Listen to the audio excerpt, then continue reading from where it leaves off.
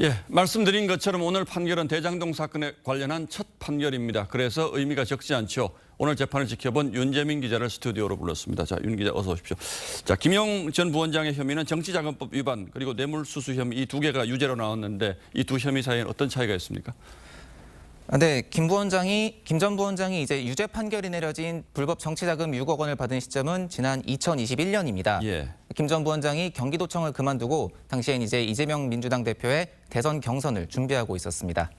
공무원이 업무와 관련해 돈을 받아야 뇌물죄가 성립하는데 당시 공무원도 아니었고 이 돈의 성격도 경선 자금, 그러니까 정치 자금이라고 판단한 겁니다. 예. 반면 2013년에 받은 7천만 원에 대해서는 당시 김 전 부원장이 성남시의회 의원이었고 이 의회 안에서 성남도시개발공사의 설립을 돕는 조건으로 받은 돈이기 때문에 법원은 뇌물로 판단했습니다. 예, 뭐 이 돈이 정치자금이라고 판단했다면 결국 최종 수혜자는 이재명 대표일 가능성이 높다 이런 함의도 있겠군요. 그런데 핵심 인물인 유동규 전 본부장에 대해서 무죄가 선고된 건 어떤 이유였습니까? 네, 먼저 앞서 말씀드린 뇌물 혐의부터 좀 살펴보겠습니다. 검찰은 돈을 준 유 전 본부장을 뇌물 공여의 공범으로 봤습니다. 뇌물 공여는 공소시효가 7년인데 뇌물을 준 시점이 2013년과 2014년 사이였기 때문에 이제 공소시효가 끝났고 이 때문에 검찰은 따로 기소를 하지는 않았습니다. 불법 정치자금 6억 원에 대해서는 검찰은 유 전 본부장을 김 전 부원장과 공모한 자금 수수의 공범으로 봤습니다. 하지만 법원은 유 전 본부장을 돈을 받는 공범이 아닌 단순한 전달자로만 판단했습니다.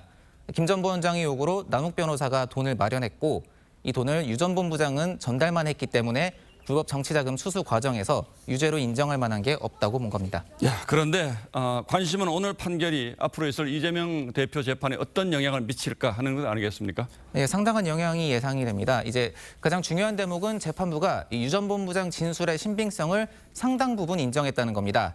일부 기억과 진술이 부정확하긴 해도 직접 본인이 경험하지 않았으면 알 수 없는 내용들과 이 진술 역시 구체적이었다고 인정한 건데 예. 이 대표 재판에도 당연히 영향이 적지는 않을 것 같습니다. 이 대표의 대장동과 백현동의 배임 혐의와 관련해서도 유 전 본부장은 그동안 이 대표가 사실상 성남시의 이익을 포기하고 민간업자들에게 이익을 몰아줬다는 등의 증언을 계속해서 해오고 있었습니다. 특히 이제 고 김문기 처장을 몰랐다고 말해 기소된 선거법 재판에서는 유 전 본부장은 이 대표에게 불리한 진술을 계속해서 이어오고 있었는데 들어보시겠습니다. 하면서도 김 팀장 거기 있어? 이런 것도 다 얘기했었고 그런데 눈도 안 맞았다는 도저히 납득할 수 없는. 네, 이 대표의 또 다른 측근으로 뽑히는 이제 정진상 전 실장의 2억 4천만 원에 대한 뇌물 혐의도 유 전 본부장 진술을 토대로 했기 때문에 영향이 불가피해 보입니다.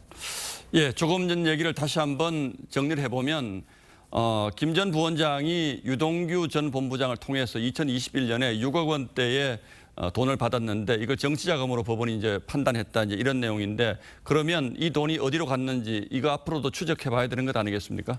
예, 검찰은 이 금액의 최종 수혜자가 이 대표라고 보고 현재 수사를 진행해오고 있었습니다. 전달된 정치자금이 대장동 일당이 이 대표에게 천화동인 배당금으로 지급하기로 약속했었던 이 428억 원의 일부가 아니냐는 의혹도 계속해서 제기되고 있는 만큼 향후 검찰 수사를 지켜봐야 할 것 같습니다. 예, 워낙 복잡해서 뭐 여러 재판이 남아 있습니다만 이제 하나하나 진실이 드러나길 기대해 보겠습니다. 윤재민 기자 잘 들었습니다.